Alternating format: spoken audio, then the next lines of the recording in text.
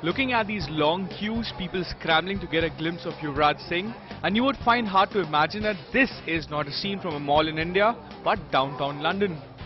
Yeah, I felt pretty much like India, but it's nice to connect with fans outside India because, after the World Cup when everybody didn't get a chance to meet all of us and to see all of us. So I'm sure they were pretty excited. The event was organized to promote a special edition DVD that captures all the memorable moments from the 2011 World Cup, including match highlights, player interviews and behind-the-scene footage. And what better way to boost the sales by getting the man of the tournament to sign the DVDs and recommend it to its fans. Pretty emotional. I think I still have tears when I look at those DVDs. It's just a memory which always going to be inside my heart forever, so I guess special. As was this a special occasion for these young ladies who couldn't keep their excitement levels in check after encountering the most eligible Indian bachelor up close and personal. The amount of sixes and centuries is here, amazing. Good looking too, I'm not going to deny that. So yeah, it's just amazing overall. Your ride is amazing overall. Absolutely, you made my day. I mean, I left work early to get here, so I was really looking forward to seeing him. He's my favourite cricketer. He may find it tough to make it into the playing 11 at the Lord's Test, but when it comes to fan following, Yuvraj Singh is second to none. In fact, if it was up to these fans, he'd walk into that Test side any day.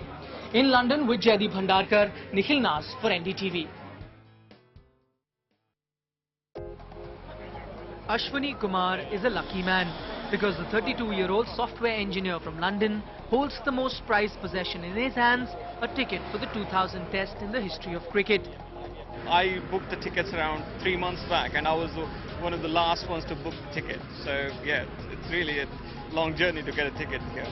The tickets for the most anticipated Test of the year, the 100th between India and England, were sold out by April this year. And the only other way you can enter the home of cricket now is if you have connections in the right places. A friend of mine is a member of the MCC and he kindly gave it to me because he couldn't make it. Okay, so you don't know people in the right places, neither are you a great planner like Ashwin and still want to enter Lords? Then you better get ready to loosen your purse strings because tickets for a single day of the Lord's Test are being sold in black for a whopping sum of £650 or close to 50,000 rupees. Someone came to you and offered you like £1,000 for that ticket, would you trade that or No. still? No. It's one of my favourite days of the year. So. Now this seems to be the easiest way to get into Lords. Just get yourself invited.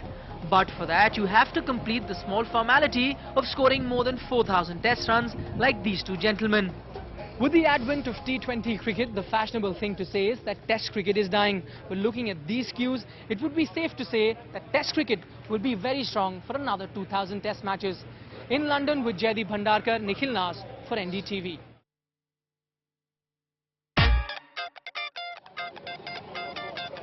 People taking pictures of themselves outside the home of cricket Lords is a common sight. But not too far away from the historical cricket venue is a location that is unrivaled when it comes to getting oneself clicked. At Abbey Road crossing in North London, tourists can often be seen dodging traffic, risking their lives, all in an effort to get that perfect pose. All thanks to this picture of the Beatles that was taken 42 years ago at this very location and has now become an iconic image. A few hundred meters from the zebra crossing is the official Beatles coffee shop that sees about 300 to 400 fans visit every day and buy a piece of the Beatles. Anything Abbey Road really. Abbey Road album, mugs, Abbey Road notebooks, pens, mouse mats, anything Abbey Road sells. The studio that the Beatles used to record their music is also on Abbey Road, where fans can often be seen penning down their favourite tracks on the studio walls. For a long time, India boasted of the Fab Four on the cricket field, but when it comes to the most famous foursome in history, then the first name that comes to your mind is that of the Beatles. Signing off from one of the most frequented streets in London, the Abbey Road crossing with Jaideep Bhandarkar, this is Nikhil Nas, heading off for a hard day's night.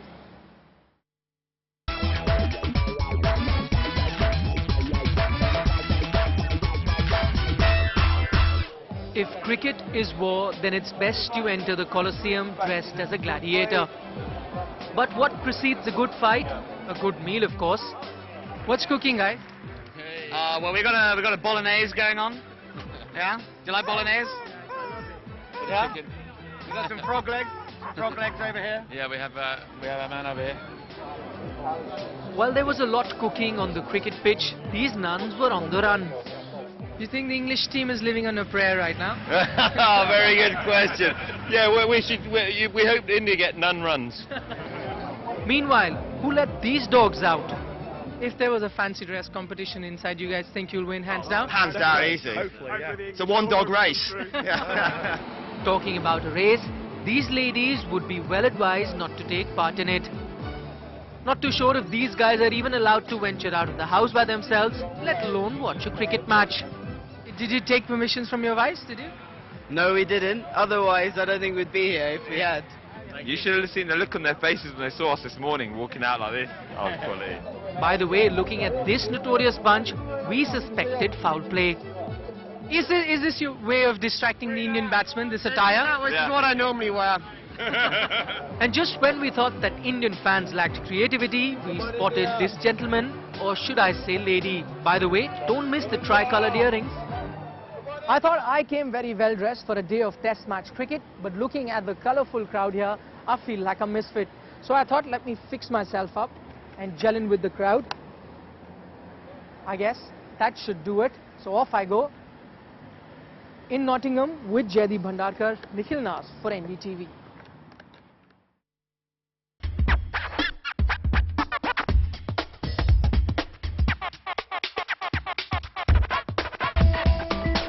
Tony Cook celebrating his half-century, not runs, but 50 years of making cricket bats.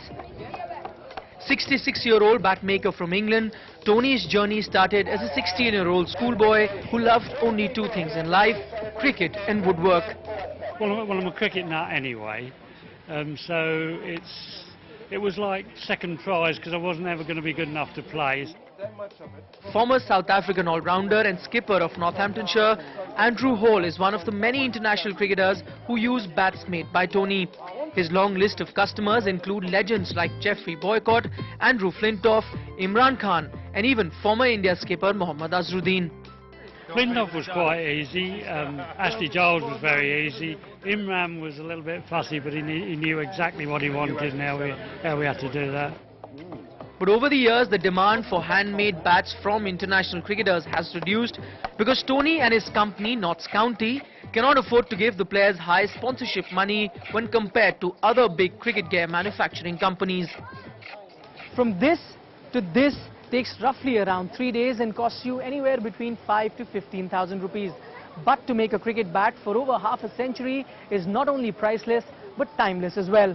In Northampton with Jaideep Bhandarkar, Nikhil Nas for NDTV. Okay, there you go, police officer, we're giving a police officer a lift. Open the locks, please.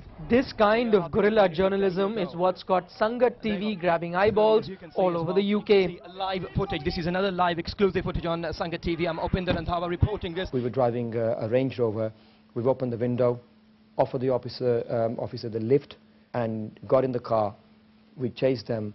At the end of the street, officer got out of the car, that's it. And right behind him there were more police officers. So instead of 1, 2, we actually caught 4 of those criminals. Working out of a makeshift studio, the 4-member team of this community TV station, which up until now had only 1 hour of news every week, are now working 18-hour days ever since riots broke out in Birmingham. We've got praise from the Hindu community, the Muslim community. Some of the Muslim community have also mentioned that they are not actually watching the Muslim channels because this has not been covered by any of them. Their reporting of the murder of 3 British Pakistanis came in for wide praise.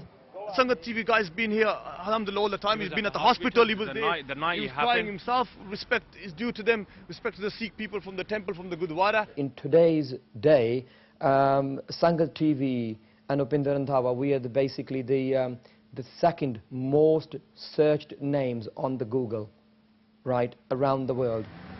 Second on Google and first in covering the riots. But most importantly, Sangat TV was last to exaggerate and sensationalize an already volatile situation. In Birmingham, with Jaideep Bhandarkar, Nikhil Nas for NDTV.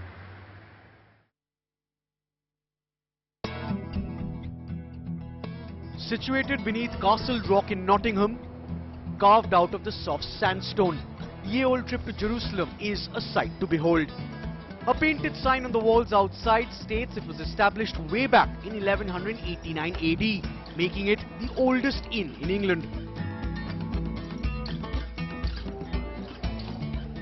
The interiors take you back 800 years. According to local legend, knights who answered the calls of Richard I to join the Crusades stopped off at this watering hole for a pint on their way to Jerusalem, and hence the name. Once here, don't forget to buy some memorabilia from the shop inside and try the local ale for sure, brewed and named after the pub itself. Apart from the Ye Old Trip to Jerusalem, there are two other pubs in Nottingham that claim to be the world's oldest. In fact, even the historians are split on the verdict. But having visited all three of them personally, what I can tell you is that this is the prettiest. In Nottingham with Jaideep Bhandarkar, Nikhil Naz for NDTV.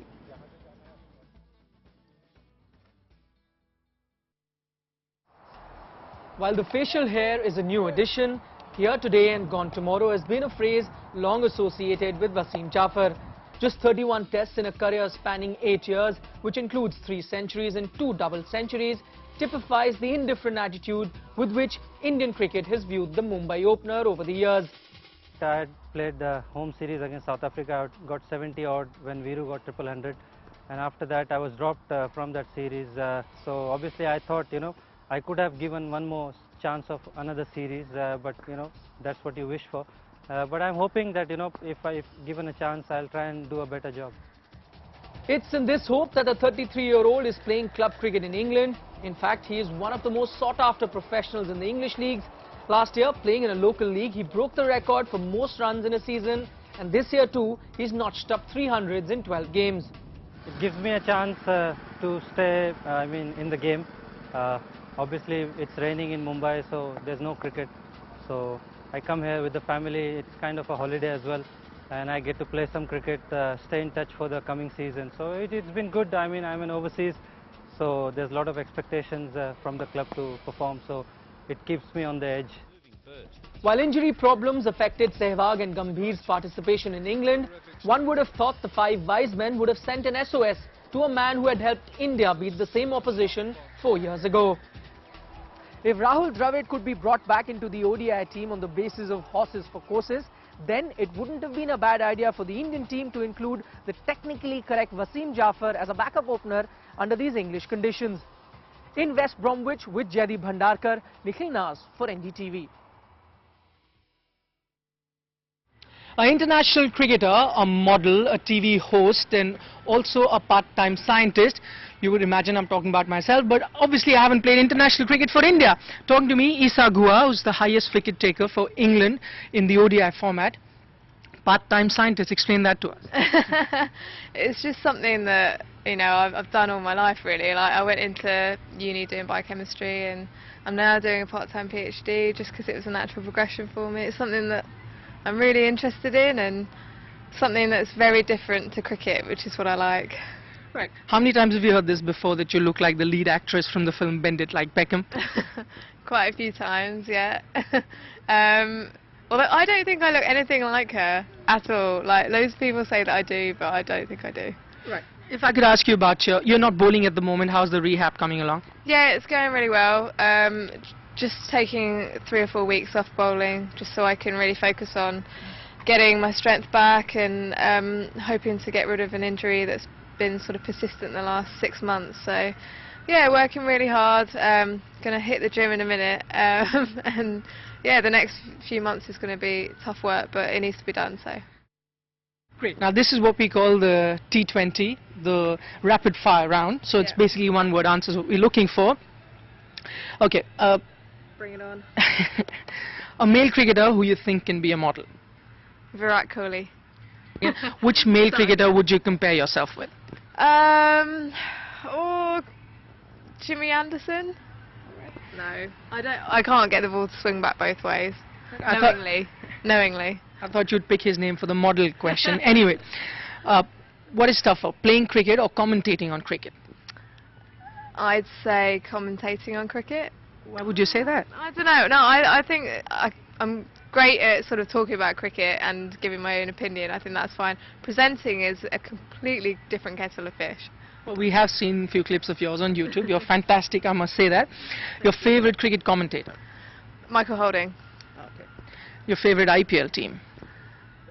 Kolkata Knight Riders. Okay, should I ask you this question then? Your favorite Bollywood actor? Bollywood actor, or I'd say Amir Khan. It used to be, okay, back in the day, it used to be Amitabh Bachchan, but yeah, Amir Khan. I thought you'd pick Shah Rukh Khan since he owns Kolkata Knight Riders. That's right, but no, Amir Khan, I love the film Lagan, but there's someone else as well, John Abraham. All right, final question. One thing that the IPL needs to make it bigger and better? Women's cricket. Thanks so much for talking to maybe Isa Gua as well. Yeah, that's right. A cricket match in England with a distinct Indian flavour to it. Luton Town in Indians, a club that plays in the second division of the English county season, boasts of over 200 cricketers, most of whom are of Indian origin. The club's most famous product is Monty Panesar, who came through the ranks to don the English jersey in 2006. He comes in here on Sunday mornings whenever he's free, and he'll practice with the kids, coach the kids, so he's still part of us, and he'll always come here. To ensure the club keeps churning out talent, Luton Town and Indians have teams in all age groups playing in local leagues, many of whom have been inspired by Monty's success. Monty came through here, so you can tell the coaching's pretty good. So it's good because you get the right coaching and then you get put into the first team, second team, adults, wherever. Not just great coaches, the club also boasts of fantastic facilities. Their ground has hosted international touring teams like Australia, Pakistan and even India. Cricket is not just a religion in India, but also for Indians living abroad as well. And clubs like Luton Town and Indians is an answer to their prayers of making it to the national side. In Luton with Jaideep Bhandarkar, Nikhil Nas for NDTV.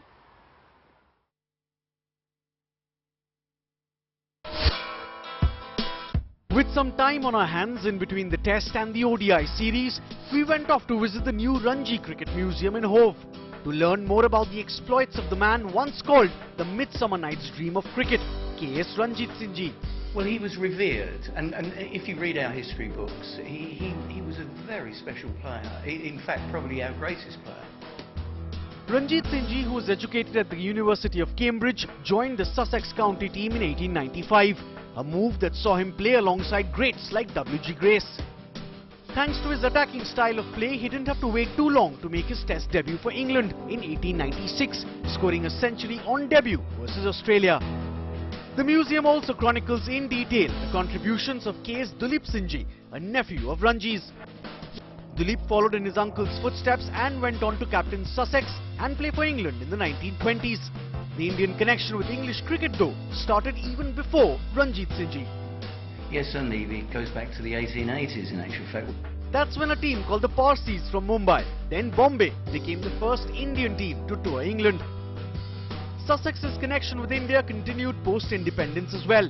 Tiger Pataudi played 88 matches for the county between 1957 and 1970 and even captained the side. So if you are a die-hard cricket history fanatic and if you ever visit Hove, make sure you visit the Ranji Cricket Museum. In Sussex, Jaideep Bhandarkar for NDTV. With some time on our hands in between the Test and the ODI series, we went off to visit the new Ranji Cricket Museum in Hove to learn more about the exploits of the man once called the Midsummer Night's Dream of Cricket, K.S. Ranjit Singh Ji. Well, he was revered, and if you read our history books, he was a very special player. In fact, probably our greatest player. Ranjit Singh Ji, who was educated at the University of Cambridge, joined the Sussex County team in 1895, a move that saw him play alongside greats like W.G. Grace. Thanks to his attacking style of play, he didn't have to wait too long to make his Test debut for England in 1896, scoring a century on debut versus Australia. The museum also chronicles in detail the contributions of K.S. Duleep Singh Ji, a nephew of Ranji's. Duleep followed in his uncle's footsteps and went on to captain Sussex and play for England in the 1920s. The Indian connection with English cricket, though, started even before Ranjit Singh Ji. Yes, certainly. It goes back to the 1880s in actual fact. That's when a team called the Parsis from Mumbai, then Bombay, became the first Indian team to tour England. Sussex's connection with India continued post-independence as well. Tiger Pataudi played 88 matches for the county between 1957 and 1970 and even captained the side. So if you're a die-hard cricket history fanatic and if you're ever in Hove, make sure to visit the Ranji Cricket Museum. With Jaydeep Bhandarkar in Sussex, in New Delhi, Akash Dasgupta for NDTV. Pink, long associated with the fairer sex, is now trying to enter the gentleman's game. The aim is to revive Test cricket by playing the longer format of the game under lights, using a bright and easily visible pink ball. The experiment was conducted in a county match between Kent and Glamorgan at Canterbury, and if the first reactions are anything to go by, the players seem to have black flagged the idea. Yeah, definitely. We found the pink ball's gone soft quite quickly. And also it's not swung at all. Though it's pink, it's not a brilliant pink. If we could get it a bit brighter. Well, not just the players, for the moment, the fans too don't seem to be too excited with this new idea. I don't think there, if anything, there's been a negative thing here at Kent. While the pink ball has been tried in first-class games in Pakistan and some limited over matches in England, it would be too early to term it as unviable. I think there definitely needs to be a longer process of trial and elimination and working out what works best. So yeah, no, decisions for me shouldn't be made just on the one game. While this new ball has the purists seeing red, what we do need to understand is that this experiment has been done so that the sport of cricket remains in the pink of its health. In Canterbury with Jaydeep Bhandarkar, Nikhil Nas for NDTV. 78, I came to Europe to compete for the first time. It was pure driving, it was real racing, and that makes me happy.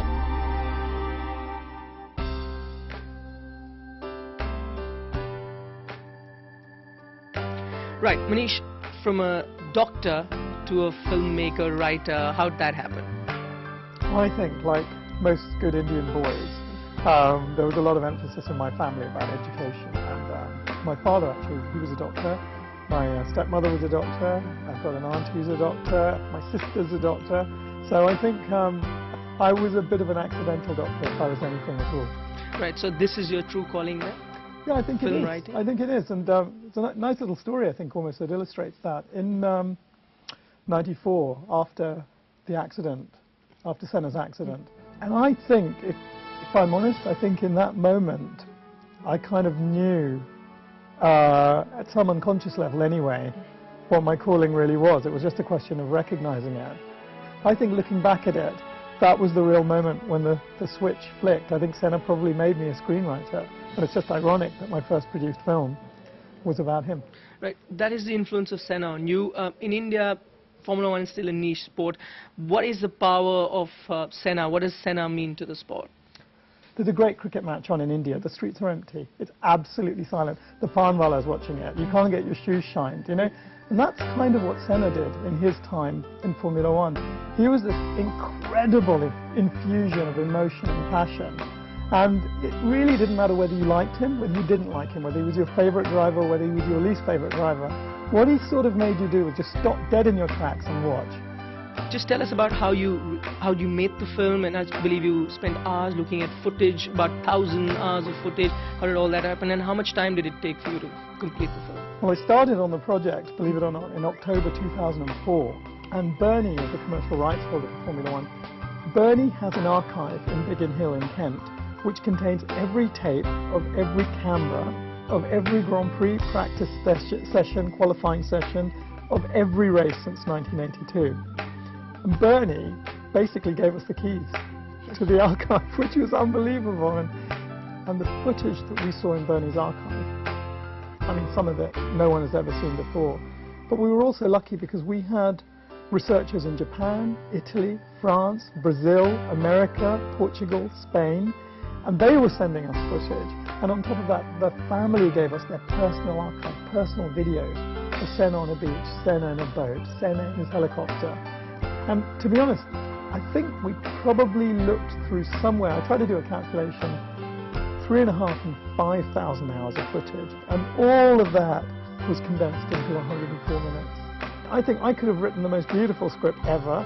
I think Asif could have assembled the best cast, put together the best sets. I think we could have had an unlimited budget so we could recreate all those races. But would you have believed it was Senna? Would you have believed it was as it was? And I think the joy of it, I think, comes from the fact it's him and he's telling his own story. And I think the tragedy, the absolute pain and the loss at the end comes from the realization that that's not some actor. You're not witnessing the last 3 days of a man's life as written by Manish Pandey, not at all. What you're doing is you're witnessing the last 3 days on earth of an extraordinary human being, and it's a very powerful feeling.